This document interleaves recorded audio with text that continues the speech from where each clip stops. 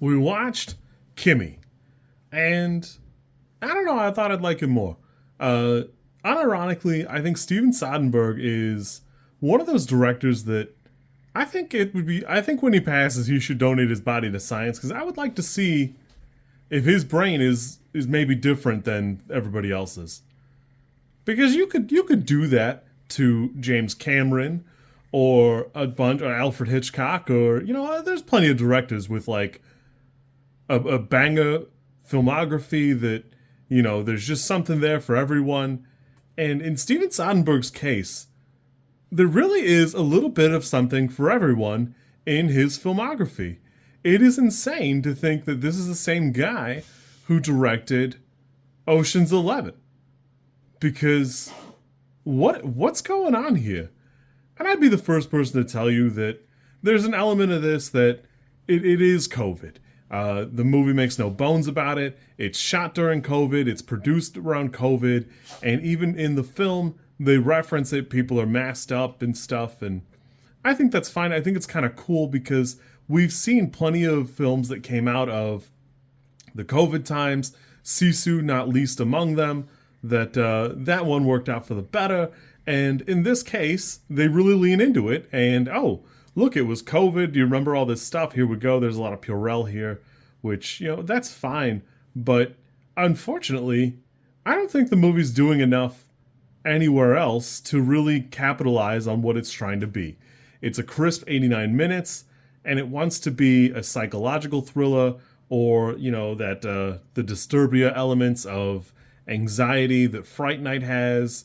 But it doesn't lean heavily into any of these, and even like the hey, there's like a tech fear thing, they don't really dig into that because if you listen to the recordings right alongside Zoe Kravitz, the phrase to awaken the little not Alexa is hello Kimi. But you hear that in the recording, which means the thing is recording all the time and it's only just giving you that snippet when it's trying to respond to something, which I understand that's how the thing works, but the problem is effectively that we let our devices listen to us all the time.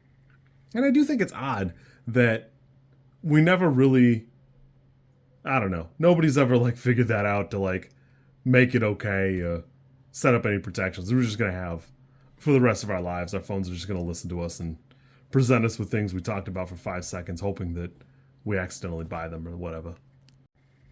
There's a lot of moving parts in the movie in a good way and kind of in a not great way.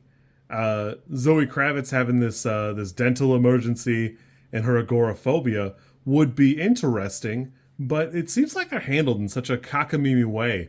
Her just kind of shouting down the dentist and trying to boss him around because she's afraid to go. Nobody wants to go to the dentist. It's actually like a weird thing that just makes her seem like a jerk.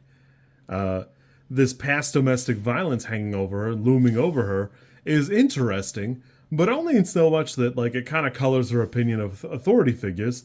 But the problem here is it's validated when the tech lady hands her over to the people after her. It's actually kind of nuts that the assassins or the Wet Works team are so connected that they figure it out as Zoe Kravitz tries to go make a report and get this lady some help. But I guess it is what it is, but they would almost have to be part of the company, and there's just so many like little bits and bobs that make it seem like the company is not quite there to be this connected or have this kind of scrutiny where when the guy calls the CEO's surprised. Oh, I thought we were done. Why are you bothering me? And I don't know. Just all of that is kind of handled in kind of a corny way. The domestic violence thing is funny, not in a haha way, but more like Devin Raytrey is a character, I'm sorry, yeah, it's Raytrey, I was right. But he plays Kevin, who's creeping on the neighborhood with binoculars, the really sole purpose of making the movie feel like it's some sort of anxiety while she crosses town. He's got like a little section on Wikipedia, might be worth a look. If you're gonna make a little funny in your movie, it's probably worth having a little look-see there, but I guess it's not my business. I will admit that I didn't really pay too much attention. I for whatever reason, I saw the poster and I saved this many moons ago on my HBO, so I decided to watch it finally. And I kind of thought it would be more like a spy thriller or what was the Mr. Robot movie? Hold on, it was The Amateur. I had to look it up. I kind of thought it would be more like The Amateur because that would be an interesting movie where this just isn't, and it is not. This is very much like it borders on being a home invasion, agoraphobia movie, but again, it really doesn't double down on enough of any of it or sink in to be good enough to be any of those things. It's actually so blissful towards the end of the movie when she crawls out of the apartment and then insanely goes back with the nail gun, even though it's not connected to a compressor, to, I guess, execute those guys because they very much are not ready for her to, I guess, shoot at them, even though she kind of wandered off into her own home. So I guess there's that. I don't really care for this. Above and Beyond, at the halfway point, I knew I was not enjoying the movie, and I finished it anyways. And I knew it just wasn't going to improve, but I wanted to see where we were going. I don't care for this because it seems like she's got a phobia, and killing a home invader, solving a crime, and then meeting up with your boyfriend outside is not. It's just not a recipe for getting, help or like changing as a person or growing as a person or getting therapy or whatever it is you're going to do to be a better whatever you are. So I think it's weird for the last scene to be her just changing her hair and showing up later in a different outfit to meet up with the boyfriend outside of her apartment. I think it's cute that the Alexa thing is gone from her table, but I actually only know that because I looked at the trivia.